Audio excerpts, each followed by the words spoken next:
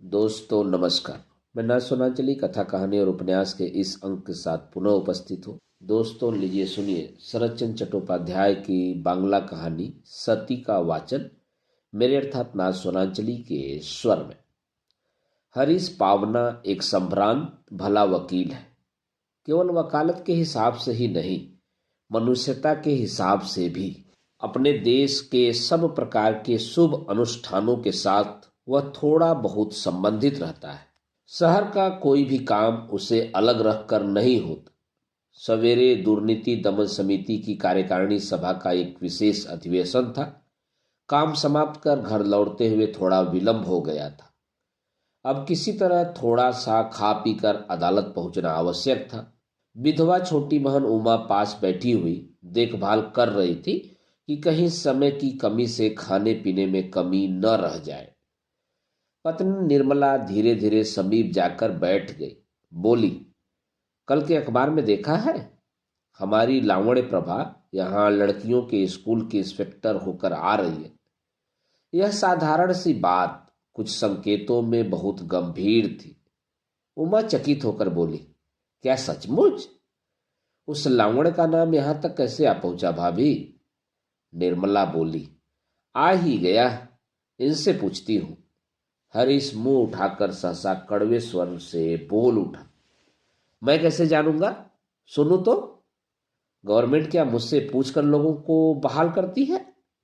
स्त्री ने स्निग्ध स्वर से उत्तर दिया, नाराज क्यों होते हो? नाराजगी की तो बात मैंने कही नहीं।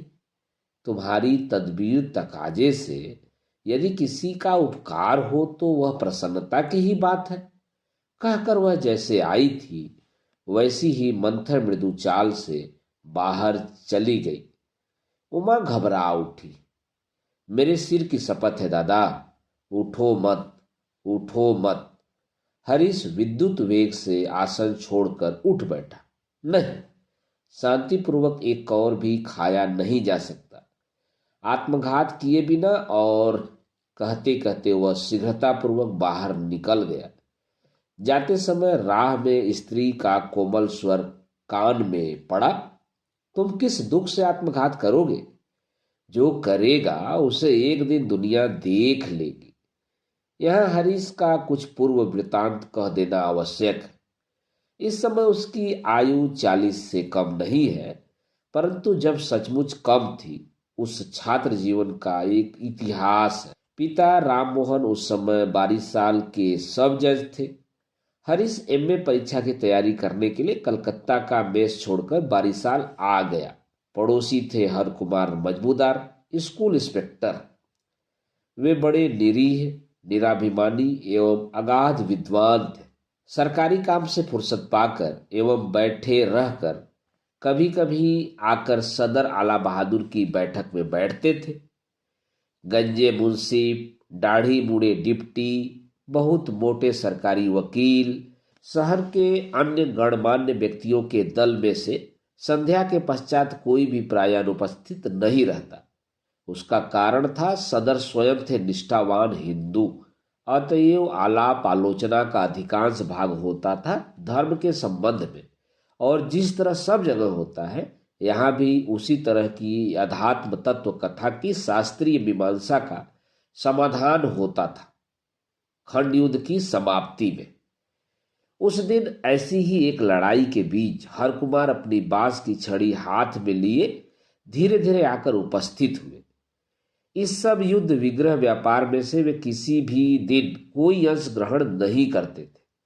स्वयं को ब्रह्म समाज के अंतर्गत समझने से हो अथवा शांत मौन प्रकृति के मनुष्य होने के कारण हो, चुप रहकर सुनने के अतिरिक्त गले पड़कर अपना मत प्रकट करने की चंचलता उनमें एक दिन भी नहीं देखी गई। परंतु आज दूसरी ही बात हुई। उनके कमरे में घुसते ही गंजे मुंशी बाबू उन्हीं को मध्यस्थ मान बैठे। इसका कारण यह था कि इस बार छुट्टी में कलकत्ता जाकर वे कहीं से इन महोदय के भारतीय दर्शन के संबंध में गंभीर ज्ञान का एक जनरव सुन आए थे। हर कुमार मुस्कुराते हुए सहमत हो गए। थोड़ी ही देर में पता चल गया कि शास्त्रों के बांग्ला अनुवाद मात्र का सहारा लिए ही उनके साथ तर्क नहीं चल सकता। सब लोग प्रसन्न हुए, न हुए तो केवल सब जज बहादुर स्वयं ही, अर्थात जो व्यक्ति जाति खो बैठा है उसका फिर शास्त्र ज्ञान किस लिए। और कहा भी ठीक यही। सबके उठ जाने पर उनके परम प्रिय सरकारी वकील बाबू आंखों का इशारा कर हंसते हुए बोले, सुना तो छोटे साहब, भूत के मुंह से राम नाम और क्या। डिप्टी साहब ठीक सम्मति नहीं दे सके। कहा, कुछ भी हो, परंतु जानते खूब है, सब जैसे कंठस्थ है। पहले मास्टरी करते थे या नहीं? हाकिम प्रसन्न नहीं हुए, बोले, उसकी जानकारी के मुंह में आग। यही लोग होते हैं ज्ञान पापी, इनकी कभी मुक्ति नहीं होती। हरीश उस दिन चुपचाप एक ओर बैठा था। इस स्वल्पभाषी प्रौढ़ व्यक्ति के ज्ञान और पांडित्य को देखकर वह मुग्ध हो गया था। अस्तु, पिता का अभिमान चाहे जो हो, पुत्र ने अपने आगामी परीक्षा समुद्र से मुक्ति पाने का भरोसा लिए हुए उन्हें जाकर पकड़ लिया। सहायता करनी ही होगी। हर कुमार तैयार हो गए। यही उनकी कन्या लावण के साथ हरीश का परिचय हुआ। वह भी आईए परीक्षा की पढ़ाई की तैयारी करने के लिए कलकत्ता की धमा चौकड़ी छोड़कर आई हुई थी। दिन प्रतिदिन के आवागमन में हरीश ने केवल पाठ्य पुस्तकों के दुरूह अंश का अर्थ ही नहीं जाना, एक और भी जटिलतर वस्तु का स्वरूप जान लिया, जो तत्व की दृष्टि से बहुत बड़ा था। परंतु उस बात को अभी रहने देते हैं। क्रमशः परीक्षा के दिन पास खिंचते आने लगे। हरीश कलकत्ता चला गया। परीक्षा उसने अच्छी तरह दी एवं अच्छे अंकों से पास भी की। कुछ दिनों बाद जब फिर साक्षात्कार हुआ तो हरीश ने संवेदना से चेहरे को उदास बनाते हुए पूछा, अब फेल हो गई? यह तो बड़ा। लावड़ ने कहा, इसे भी न कर सको? मैं क्या इतनी आसक्त हूं? हरीश हंस पड़ा, बोला, जो होना था हो चुका, परंतु अब की बार खूब अच्छी तरह परीक्षा देनी चाहिए। लावण्य तनिक भी लज्जित नहीं हुई, बोली, खूब अच्छी तरह देने पर भी मैं फेल हो जाऊंगी, उसे मैं कर नहीं सकती। हरीश अवाक हो पूछा, क्यों नहीं कर सकेंगी? लावण्य ने जवाब दिया, क्यों क्या, ऐसे ही। यह कहकर वह हंसी रोकती हुई शीघ्रतापूर्वक चली गई। क्रमशः बात हरीश की मां के कानों में पहुंची। उस दिन प्रातःकाल राममोहन बाबू मुकदमे का निर्णय लिख रहे थे। जो अभागा हार गया था उसका और कहीं भी कोई कूल किनारा न रहे, इस शुभ संकल्प को कार्य में परिणत करते हुए निर्णय के मसविदे में छानबीन कर शब्द योजना कर रहे थे। पत्नी के मुख से लड़के का कांड सुनकर उनका माथा गर्म हो उठा। हरीश ने मनुष्य हत्या की है सुनकर शायद वे इतने विचलित नहीं होते। दोनों आंखों को लाल करते हुए बोले, क्या इतना? इससे अधिक बात उनके मुंह से नहीं निकली। दिनाजपुर रहते समय एक प्राचीन वकील के साथ शिखागुच्छ, गीता तत्वार्थ और पेंशन मिलने पर काशीदास की उपकारिता को लेकर दोनों का मत बहुत मिल गया था एवं मित्रता स्थापित हो गई थी। एक छुट्टी के दिन जाकर उसी की छोटी लड़की निर्मला को फिर एक बार आंखों से देखकर उसके साथ अपने लड़के का विवाह करने का पक्का वचन दे आए थे। लड़की देखने में अच्छी थी। दिनाजपुर में रहते समय गृहिणी ने उसे अनेक बार देखा था, तथापि पति की बात सुनकर गाल पर हाथ रख लिया। कहते क्या हो जी, एक बार में ही पक्का वचन दे आए? आजकल के लड़के, पति ने कहा, परंतु मैं तो आजकल का बाप नहीं हूं। मैं अपने पुराने जमाने के नियमानुसार ही लड़कों को भी बना सकता हूं। हरीश की पसंद यदि न हो तो उसके लिए और उपाय हो सकता है, बताओ। गृहिणी पति के स्वभाव को जानती थी। वे चुप हो गई। पति ने फिर कहा, भले घर की कन्या पंख विहीन लड़की नहीं होती, वह यदि अपनी माता के सतीत्व एवं पिता के हिंदुत्व को लेकर हमारे घर आएगी, उसी को हरीश का सौभाग्य समझना चाहिए। बात को प्रकट होने में देर न लगी। हरीश ने भी सुना। पहले उसने मन में सोचा, भागकर कलकत्ता जा पहुंचे, कुछ न जुटाने पर ट्यूशन ही करके जीविका निर्वाह करेगा। बाद में सोचा सन्यासी हो जाएगा। अंत में वह पिता स्वर्ग, पिता धर्म, पिता ही परमः तप इत्यादि स्मरण करके चुप बैठ गया। कन्या के पिता धूमधाम से वर देखने आए एवं आशीर्वाद का काम भी इसी के साथ पूरा कर दिया। आयोजन में शहर के बहुत से संभ्रांत व्यक्ति भी आमंत्रित होकर आए थे। निरीह हरकुमार कुछ जाने बिना ही आए थे। उनके समक्ष राय बहादुर ने अपने भावी संबंधी मैत्र महाशय की हिंदू धर्म में प्रगाढ़ निष्ठा का परिचय दिया एवं अंग्रेजी शिक्षा में संख्यातीत दोषों का वर्णन कर बहुत प्रकार से ऐसा अभिमत प्रकट किया कि उन्हें 1000 रुपये महीना नौकरी के देने के अतिरिक्त अंग्रेजों का और कोई गुण नहीं है। आजकल के दिन और ही तरह के हो गए। लड़कों को अंग्रेजी पढ़ाए बिना काम नहीं चलता, परंतु जो मूर्ख इस मलेच्छ विद्या और मलेच्छ सभ्यता को हिंदुओं के पवित्र अंतःपुर की लड़कियों में खींच लाना चाहते हैं, उनका यह लोक भी खराब है, परलोक भी खराब है। केवल हरकुमार के अतिरिक्त इसका गूढ़ार्थ किसी को अविदित नहीं रहा। उस दिन आयोजन समाप्त होने से पहले ही विवाह का दिन निश्चित हो गया एवं यथासंभव शुभ कार्य संपन्न होने में विघ्न भी नहीं पड़ा। कन्या को ससुराल भेजने से पहले मैत्र पत्नी निर्मला की सती साध्वी माता ठकुरानी ने वधु जीवन के चरम तत्व को लड़की के कानों में डाल दिया। बोली, बेटी, पुरुष को आंखों आंखों में न रहने पर वह हाथ से निकल जाता है। गृहस्थी करते समय और चाहे कुछ भूल जाना, पर यह बात कभी मत भूलना।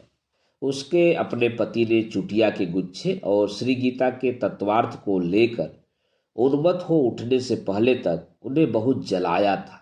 आज भी उनका दृढ़ विश्वास है, बूढ़े मैत्र की चिता पर शयन न करने तक उनके निश्चिंत होने का समय नहीं आएगा। निर्मला पति की गृहस्थी चलाने आई एवं उसी घर को आज 20 वर्ष से चला रही है। इस सुदीर्घ काल में कितना परिवर्तन, कितना कुछ हो गया। राय बहादुर मर गए, धर्मनिष्ठ मैत्री स्वर्गवासी हो गए, पढ़ाई लिखाई समाप्त होकर लावण्य का अन्यंत्र विवाह हो गया, जूनियर वकील हरीश सीनियर हो गया, आयु भी अब यौवन पार कर प्रौढ़ता में जा पड़ी, परंतु निर्मला अपनी माता के दिए हुए मंत्र को जीवन भर नहीं भूली। इस सजीव मंत्र की क्रिया इतनी जल्दी शुरू होगी, इसे कौन जानता था। राय बहादुर तब भी जीवित थे, पेंशन लेकर पवना के मकान में आ गए थे। हरीश के एक वकील मित्र के यहाँ पितृ श्राद्ध के उपलक्ष्य में कलकत्ता से एक अच्छी कीर्तन वाली आई थी। वह देखने में सुंदर और कम उम्र की थी। बहुतों की इच्छा थी कि कामकाज समाप्त हो जाने पर एक दिन अच्छी तरह उसका कीर्तन सुना जाए।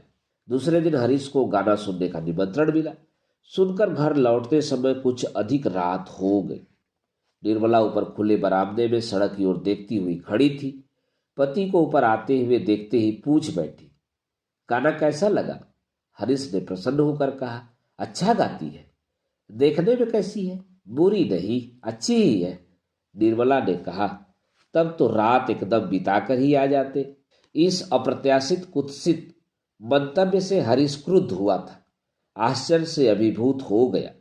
उसके मुंह से केवल इतना निकला, सो कैसे?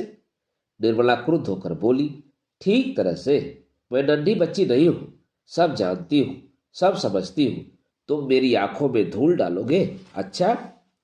उमा बगल वाले कमरे से आकर भयभीत हुई बोली, तुम क्या कह रही हो भाभी? पिताजी सुन पाए तो? निर्मला ने जवाब दिया, भले ही सुन ले, मैं तो गुपचुप बात कह ही नहीं रही हूं। इसके प्रत्युत्तर में उमा क्या कहे सो नहीं सोच पाई, परंतु कहीं उसके उच्च स्वर से वृद्ध पिता की नींद न टूट जाए, इस भय से उसने दूसरे ही क्षण हाथ जोड़ दिए। कुछ क्षण बाद अपने क्रोध को दबाते हुए और गले से विनती के स्वर में कहा, क्षमा करो भाभी, इतनी रात में चिल्लाकर और लज्जाजनक बात मत करो। बहू का कंठ स्वर इससे बढ़ा ही कम नहीं हुआ। कहा, किसके लिए लज्जाजनक? तुम क्यों कहोगी ननद रानी? तुम्हारे हृदय का भीतरी भाग तो अब आग से भर ही नहीं सकता। कहते कहते उसने रोते हुए शीघ्रतापूर्वक कमरे में घुसकर जोर से दरवाजे बंद कर दिए। हरीश ने कठपुतली की भांति चुपचाप नीचे आकर शेष रात्रि मुवक्किलों के बैठने की बेंच पर सोते हुए काट दी। इसके पश्चात 10 दिन के लिए दोनों में वार्तालाप बंद हो गया। परंतु हरीश को भी अब संध्या के बाद बाहर नहीं पाया जाता। बाहर जाने पर भी उसकी शंकाकुल व्याकुलता लोगों की हंसी की वस्तु हो उठती। मित्र लोग नाराज होकर कहने लगे, हरीश, जितने बूढ़े हो रहे हो आसक्ति भी उतनी ही अधिक होती जा रही है, क्यों?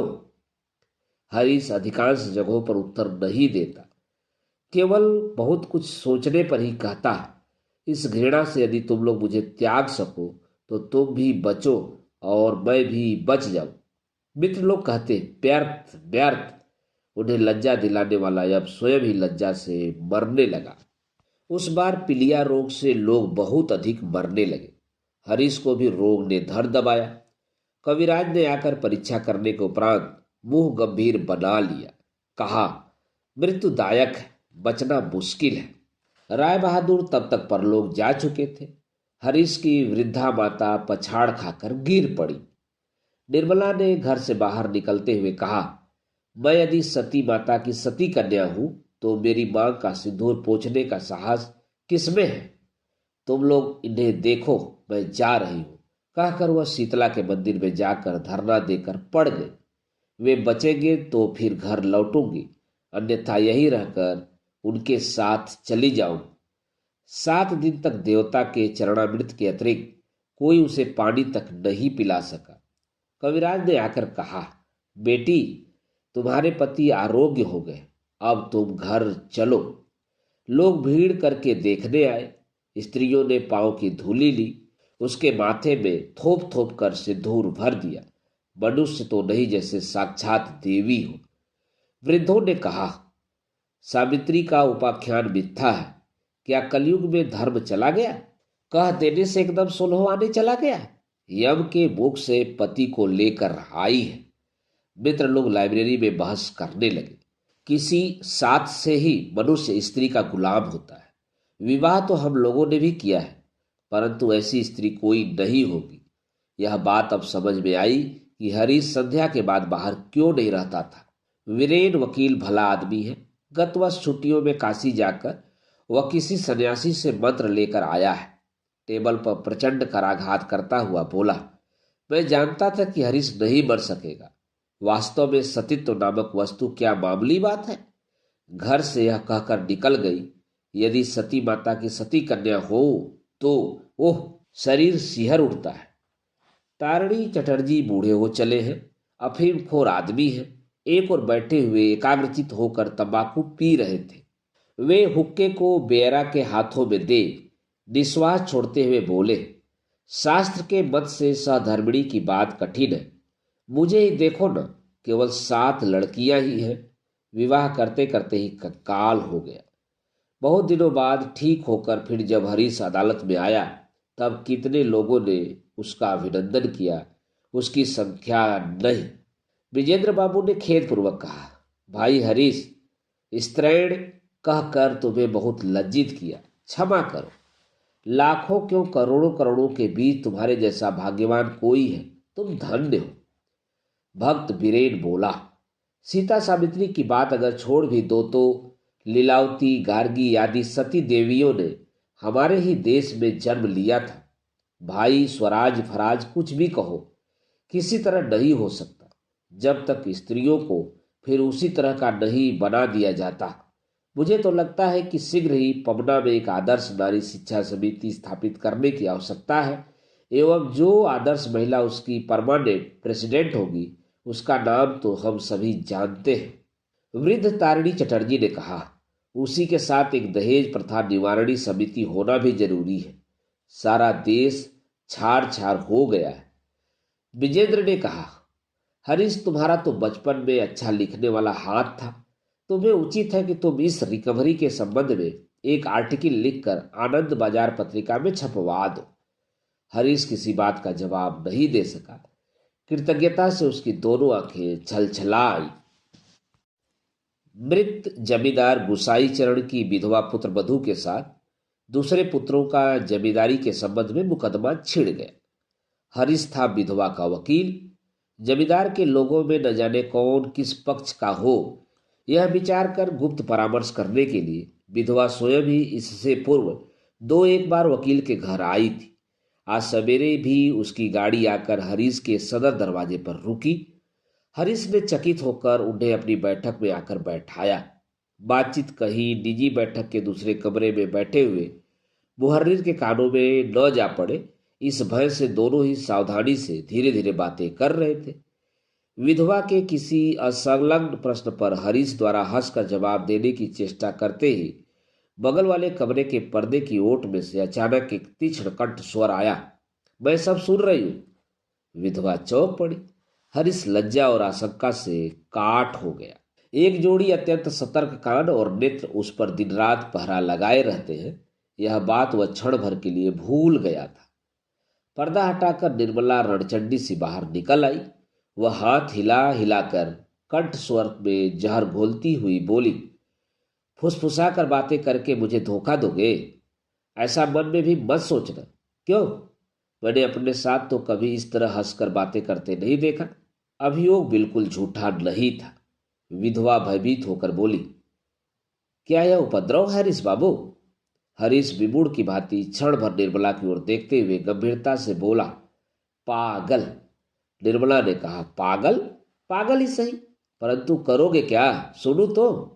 कहकर वह हाउ हाउ करके रोती हुई अचानक घुटने टेक कर विधवा के पांवों के पास धम धम करके माथा फोड़ने लगी। मुहर्रिर काम छोड़कर दौड़ा आया। एक जूनियर वकील उसी के लिए आया था। वह आकर दरवाजे के समीप खड़ा हो गया। बोस कंपनी का बिल भुगतान के लिए आया हुआ आदमी उसी के कंधे के ऊपर उचकने लगा एवं उन्हीं की आंखों के सामने निर्मला सिर फोड़ने लगी। मैं सब जानती हूँ, मैं सब समझती हूँ। रहो, तुम भी लोग सुखी रहो, परंतु सती माता की कन्या यदि हो, यदि मन वचन से एक के अतिरिक्त दूसरे को भी जानती हो, यदि। इधर विधवा स्वयं भी रोती हुई कहने लगी, यह क्या तमाशा है हरीश बाबू? मुझे क्यों बदनाम किया जा रहा है? यह क्या मेरा? हरीश ने किसी बात का कोई प्रतिवाद नहीं किया। नीचे मुंह किए खड़े हुए वह मन में कहने लगा, पृथ्वी फट क्यों नहीं जाती है? लज्जा, घृणा और क्रोध से हरीश उसी कमरे में स्तब्ध होकर बैठा रहा। अदालत जाने की बात सोच भी नहीं सका। दोपहर को उमा आकर बहुत साध साधना एवं सिर की शपथ देकर कुछ खिला गई।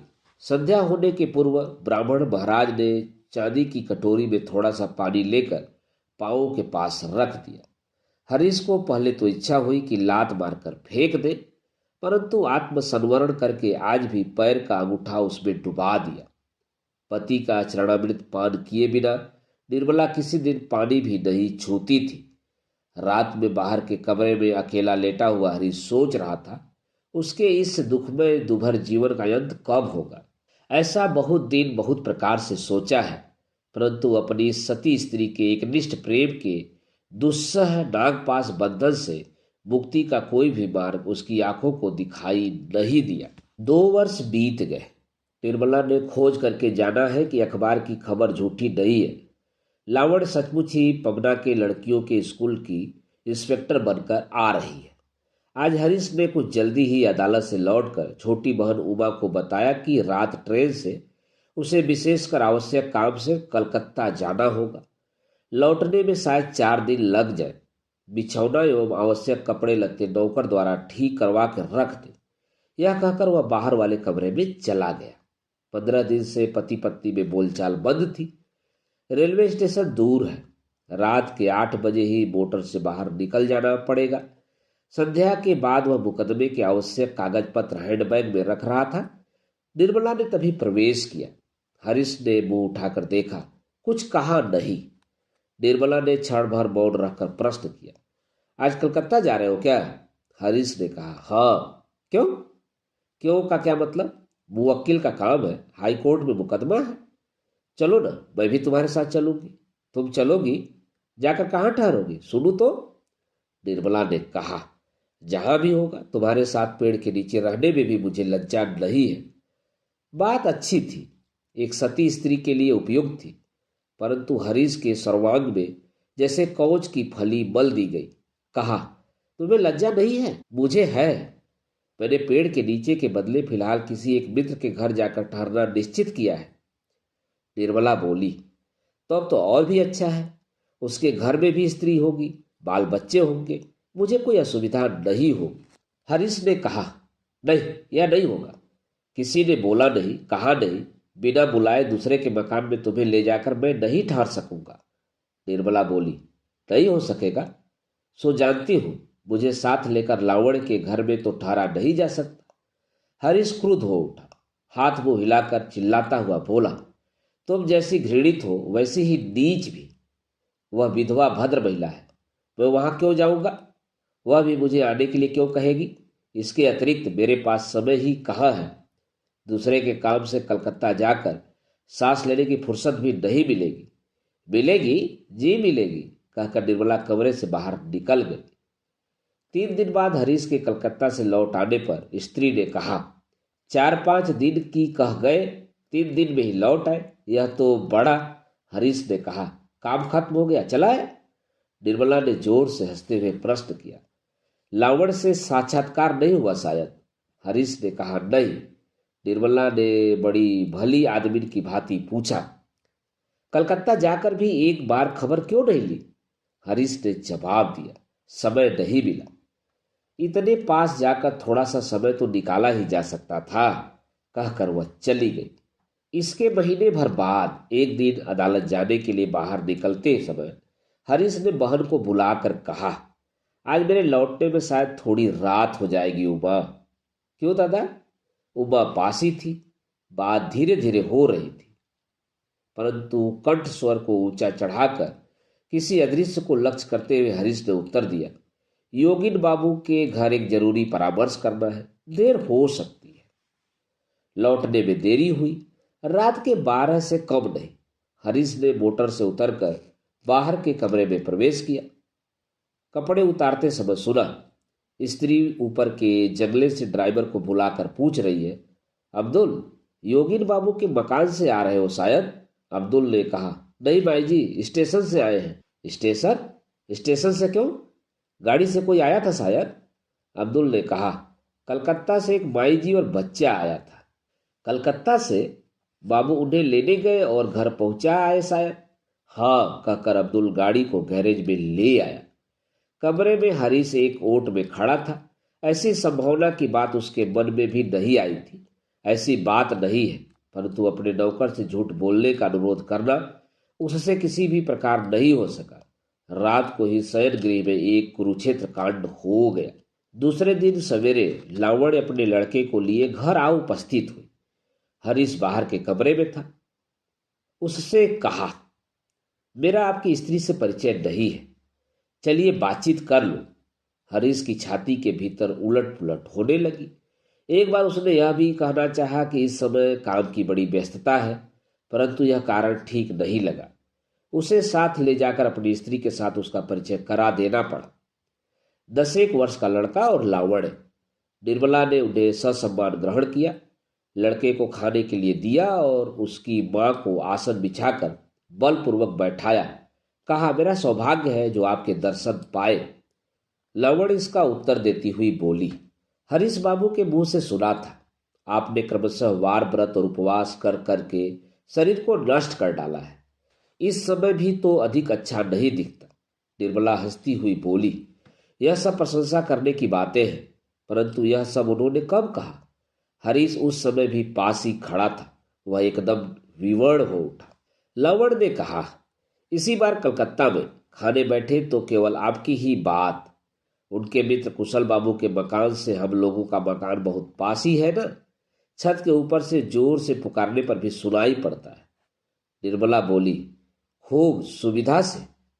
लावण्य हंसकर बोली, किंतु केवल उसी से काम नहीं चलता, लड़के को भेज बकायदा पकड़वा कर बुलाया जाता है।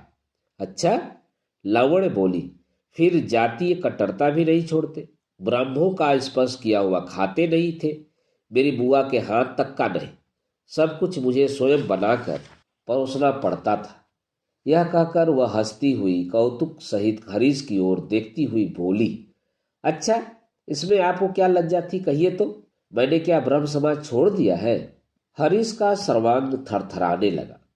उसकी मिथ्यावादिता प्रमाणित हो जाने से उसके मन में हुआ कि इतने दिन तक माँ पृथ्वी ने कृपा करके शायद उसके पेट में रख छोड़ा था।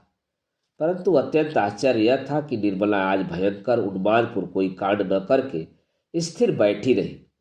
संशय की वस्तु ने निर्विरोध सत्य के रूप में दिखाई देकर शायद उसे हतचेतन कर डाला था। हरीश बाहर जाकर स्तंभ पीले पड़े मुंह से बैठा रहा। इस भीषण संभावना की बात स्मरण कर लावण को पहले से ही सतर्क कर देने की बात बहुत बार उसके मन में आई थी, परंतु आत्माभिमान हो या केवल मर्यादाहीन चोरी छिपे का प्रभाव, किसी प्रकार भी इस शिक्षित और भद्र महिला के सामने वह कुछ कह नहीं सका था। लावण के चले जाने पर निर्मला आधी की भांति कमरे में घुसती हुई बोली, छी, तुम झूठे हो, इतनी झूठी बातें कहते हो। हरीश आंखें लाल कर उछल पड़ा। खूब कहा मेरी खुशी। निर्मला क्षण भर पति के मुंह की ओर चुपचाप देखती देखती अचानक रो पड़ी। बोली, कहो, जितनी इच्छा हो झूठ कहो, जितनी खुशी हो मुझे ठगो, परंतु धर्म यदि है, यदि मैं सती माता की लड़की हूं, यदि शरीर और मन से सती हो, तो मेरे लिए तुम्हें एक दिन रोना होगा, रोना होगा। कहकर वह जैसे आई थी अनबोल वैसे ही द्रुत वेग से बाहर निकल गई। वार्तालाप पहले से ही बंद चल रहा था। जब अनमोल पक्का हो गया, नीचे के घर में ही सोना और खाना, हरीश अदालत आता जाता बाहर के कमरे में अकेला बैठा रहता। नई कोई बात नहीं। पहले संध्या के समय एक आध बार क्लब में बैठता, अब वह भी बंद हो गया। कारण यह है कि शहर के उसी ओर लावण्य रहती थी। उसके मन को लगता पति प्राण पत्नी की दोनों आंखें 10 आंखें बनकर 10 दिशाओं में पति का हर समय निरीक्षण करती रहती है।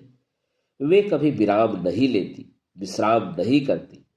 मध्याकर्षण के न्याय से वे परे हैं। स्नान के पश्चात दर्पण की ओर देखकर उसके मन को लगता सती साध्वी की इस अक्षय प्रेमाग्नि से उसके कलुषित शरीर के नश्वर वेद मज्जा मांस शुष्क और निष्पाप होकर अत्यंत द्रुत उच्चर लोक में चले जाने के लिए तैयार हो रहे हैं। उसकी अलमारी में काली सिंह की महाभारत थी। जब समय नहीं कटता तब वह बैठा बैठा सती स्त्रियों के उपाख्यान पढ़ा करता। कैसा है उनका प्रचंड पराक्रम और कैसी है उनकी अद्भुत कहानी। पति पापी तापी जो भी हो, मात्र पत्नी के सतीत्व के बल पर ही समस्त पापों से मुक्त होकर अंत में कल्प भर वे दोनों इकट्ठे रहते हैं। कल्प कितना बड़ा होता है इसे हरीश नहीं जानता, परंतु लगता है कि वह कम नहीं होता है। एवं ऋषियों मुनियों द्वारा लिखित शास्त्र के वाक्य भी मिथ्या नहीं होते। यह बात सोचकर उसका सर्वांग विवश हो उठता। परलोक के भरोसे को जलांजलि देकर वह बिछौने पर लेटा हुआ बीच बीच में यह लोक की भावना को सोचता, परंतु कोई मार्ग नहीं। अंग्रेज होने पर मामला मुकदमा चलाकर अब तक जो भी होता कुछ रफा दफा कर डालता। मुसलमान होने पर वह तलाक देकर बहुत पहले ही तय कर डालता, परंतु वह बेचारा निरीह है। एक पत्नी व्रती भद्र बंगाली, नहीं, कोई उपाय नहीं। अंग्रेजी शिक्षा से बहुविवाह नष्ट हो गए, विशेषकर निर्मला, जिसका चंद्र सूर्य भी मुंह नहीं देख पाते। बहुत बड़े शत्रु भी जिसे बिंदु मात्र कलंक नहीं लगा सकते। वस्तुतः पति से भिन्न, जिसका ज्ञान ध्यान ही नहीं है, उसी का परित्याग, पाप रे। निर्मल निष्कलुष हिंदू समाज में क्या वह फिर मुंह दिखा सकेगा? समाज के लोग खो खो करके शायद उसे खा ही डालेंगे। यह सब सोचते सोचते आंख कान गर्म हो उठते। बिछौना छोड़कर मस्तक और मुंह पर पानी डालकर शेष रात्रि भी उसी कुर्सी पर बैठकर काट दी। इसी तरह शायद 1 महीने से अधिक समय निकल गया। हरीश अदालत जाने को बाहर निकल रहा था। दासी ने आकर एक चिट्ठी उसके हाथ में दी। कहा, जवाब के लिए आदमी खड़ा हुआ है। लिफाफा खुला हुआ था, ऊपर लावण्य के हस्ताक्षर थे। हरीश ने पूछा, मेरी चिट्ठी किसने खोली? दासी ने कहा, माता जी ने। हरीश ने चिट्ठी पढ़कर देखी। लावण्य ने बहुत दुखी होकर लिखा है, उस दिन मेरी बीमारी आंखों से देखने के बाद भी फिर एक बार भी खबर नहीं ली कि मैं मर गई या जीवित हूं, जबकि आप अच्छी तरह जानते हैं कि इस विदेश में आपको छोड़कर मेरा अपना कोई भी नहीं है। जो भी हो, इस यात्रा में मैं मरी नहीं, बच गई हूं। परंतु यह चिट्ठी उसकी नालिश के लिए नहीं है। आज मेरे लड़के की जन्म तिथि है। अदालत से लौटते समय एक बार आकर उसे आशीर्वाद दे जाए, यही मांगती हूँ, लावण्य। पत्र के उत्तर में पुनश्च लिख कर जताया था कि रात्रि का भोजन आज यही करना पड़ेगा, थोड़ा सा गाने बजाने का भी आयोजन है। चिट्ठी पढ़कर शायद वह क्षण भर के लिए उदास हो गया। अचानक आंख उठाते ही देखा दासी ने हंसी छिपाने के लिए मुंह नीचा कर लिया, अर्थात घर के दास दासियों के लिए भी जैसे एक तमाशे की बात बन गई है। क्षण भर में उसकी सिराओं का खून खौल उठा। क्या इसकी सीमा नहीं है? जितना ही सहता हूं उतनी ही क्या सताने की मात्रा बढ़ती चली जा रही है। पूछा, चिट्ठी कौन लाया है? उसके घर की दासी। हरीश ने कहा, उसे कह दो कि मैं अदालत से लौट कर आऊंगा। कहकर वह वीर दर्प से मोटर में जा बैठा। उस रात घर लौटते हुए हरीश को वास्तव में बहुत देर हो गई। गाड़ी से नीचे उतरते ही देखा उसके ऊपर के सोने के कमरे के खुले हुए जंगले के पास निर्मला पत्थर की मूर्ति के समान स्तब्ध खड़ी हुई थी। डॉक्टरों के दल ने थोड़ी देर पहले ही विदा ली थी। पारिवारिक चिकित्सक वृद्ध ज्ञान बाबू जाते समय कह गए, शायद सब अफीम बाहर निकाल दी गई है, बहू के बचने में अब कोई शंका नहीं है। हरीश ने थोड़ी सी गर्दन झुकाकर जो भाव प्रकट किए, वृद्ध ने उन पर ध्यान नहीं दिया। कहा, जो होना था हो गया। अब पास पास रहकर 2-4 दिन सावधानी रहने से विपत्ति दूर हो जाएगी। जो आज्ञा, कहकर हरीश स्थिर होकर बैठ गया। उस दिन बार लाइब्रेरी के कमरे में बातचीत अत्यंत तीक्ष्ण और कठोर हो उठी। भक्त वीरेन ने कहा, मेरे गुरुदेव स्वामी जी ने कहा था, मनुष्य का कभी विश्वास मत करो। कुछ दिन गुसाई बाबू की विधवा पुत्रवधू के संबंध में जो कांड प्रकट हो गया था, तुम लोगों ने विश्वास ही नहीं किया। बोले, हरीश ऐसा काम नहीं कर सकता। अब देख लिया। गुरुदेव की कृपा से मैं ऐसी बहुत सी बातें जान सकता हूं जिनका तुम्हें सपना भी नहीं होता। ब्रजेंद्र बोला, ओह, हरीश कितना धूर्त है। कैसी सती साध्वी स्त्री है उसकी, फिर भी संसार का मजा देखता है। क्या केवल बदमाशों के ही भाग्य में ऐसी स्त्रियां मिलती हैं? वृद्ध तारिणी चटर्जी हुक्का लिए गुड़गुड़ा रहे थे। बोले, निसंदेह मेरे तो सिर के बाल पक गए, परंतु कैरेक्टर पर कभी कोई एक स्पॉट तक नहीं दे सका।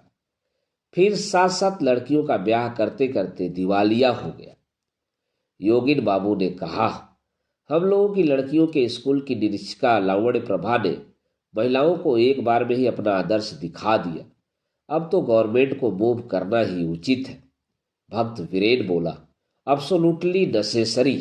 पूरा एक भी दिन नहीं बीत पाया सती साध्वी के पति हरीश के चरित्र को जाने बिना कोई भी बाकी नहीं रहा, एवं मित्र वर्ग की कृपा से सब बातें उनके कानों में आ पहुंची। उमा ने आकर आंखें पोंछते हुए कहा, दादा तुम दोबारा विवाह कर लो। हरीश ने कहा, पगली। उमा ने कहा, पगली क्यों? हमारे देश में तो पुरुषों के लिए बहुविवाह था। हरीश ने कहा, तब हम लोग बर्बर और जंगली थे। उमा जिद करती हुई बोली, बर्बर किस लिए? तुम्हारे दुख को और कोई नहीं जानता, पर मैं जानती हूं। संपूर्ण जीवन क्या इसी तरह व्यर्थ चला जाएगा? हरीश ने कहा, उपाय क्या है बहन? स्त्री त्याग कर फिर विवाह कर लेने की व्यवस्था पुरुषों के लिए है, सो जानता हूं, परंतु लड़कियों के लिए तो नहीं है। तेरी भाभी भी यदि इसी रास्ते को अपना सकती तो मैं भी तेरी बात मान लेता। उमा, तुम जाने क्या कहते हो दादा, कहकर उमा नाराज होकर चली गई। हरीश चुप होकर अकेला बैठा रहा। उसके उपायहीन अंधकारमय हृदय तल में से केवल एक बात बार बार उठने लगी, रास्ता नहीं है, कोई रास्ता नहीं है। इस आनंदहीन जीवन में दुख ही निश्चित बन गया है। हरीश के बैठने के कमरे में संध्या की छाया गहन होती चली आ रही थी। अचानक उसे सुनाई पड़ा, पास के मकान के दरवाजे पर खड़ा हुआ एक वैष्णवी भिखारियों का दल कीर्तन के स्वर में दूती का विलाप गा रहा है। दूती मथुरा में आकर ब्रजनाथ की हृदयहीन निष्ठुरता की कहानी रो रो कर सुना रही है। उस समय उस अभियोग का क्या उत्तर दूती को मिला सो नहीं जानता, परंतु यहाँ वह ब्रजनाथ के पक्ष में बिना पैसे का वकील बनकर खड़ा हो तर्क पर तर्क एकत्रित कर मन ही मन कहने लगा, अरे दूती, नारी एक निष्ठ प्रेम बहुत अच्छी वस्तु है। संसार में उसकी तुलना नहीं, परंतु तुम तो सब बात समझोगी नहीं, कहीं भी नहीं है। परंतु मैं जानता हूं कि ब्रजनाथ किसके भय से भाग गए एवं 21 वर्ष तक फिर क्यों उधर देखा भी नहीं। कंस टंस की बातें सब झूठी हैं। असली बात श्री राधा की यही एकनिष्ठ प्रेम है। वह थोड़ा सा रुक कर फिर कहने लगा, तब उस समय तो बहुत सुविधा थी कि मथुरा में छिप कर रहा जा सकता था, परंतु इस समय बड़ी कठिनाई है। न कहीं भागने की जगह, न कहीं मुंह छिपाने का स्थान। अब यदि भुक्त भोगी ब्रजनाथ दया करके अपने शरणागत को तनिक जल्दी ही अपने चरणों में स्थान दे दे तो वह बच जाए। दोस्तों, अभी आप सुन रहे थे शरतचंद्र चट्टोपाध्याय की लिखी कहानी सती, मेरे अर्थात दास सोनांचली के स्वर में। कहानी कैसी लगी आप कमेंट बॉक्स में लिखकर अवश्य बताइएगा। धन्यवाद।